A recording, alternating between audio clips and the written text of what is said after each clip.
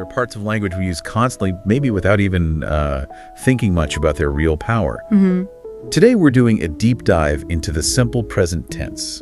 Our sources call it, fun and easy, not complicated. Right. But is it really just simple? Okay, let's unpack this. Exactly. And the why is fascinating. It's about much more than just, say, describing your morning coffee routine. Okay. This tense is actually key for talking about facts, habits, even expressing feelings or core beliefs. Our mission here is really to make its importance crystal clear for you. So let's kick things off with the basics. The form, how we actually make it. Right. Now, we all know the rule. Don't forget the S for he, she, or it.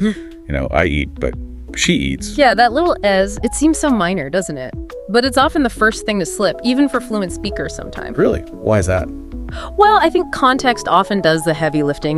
We usually understand who is doing the action anyway, but getting it right, it adds precision. It marks consistency. It's a signal. That makes sense.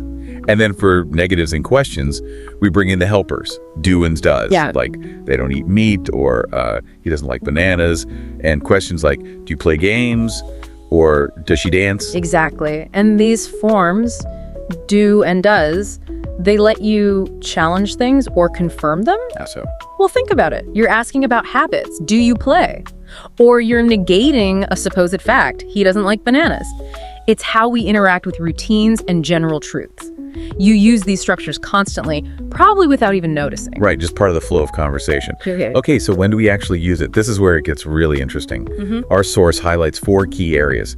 Actions that happen every day, talking about facts, discussing routines, and expressing feelings or thoughts. Yeah, and those first 2 everyday actions and routines, they're closely linked. Like the examples, I wake up at 7 a.m. or they play video games. Or he drinks coffee, the cat sleeps all day. These set the pattern of daily life. Predictable stuff. And then they're the words that often come along for the ride, right?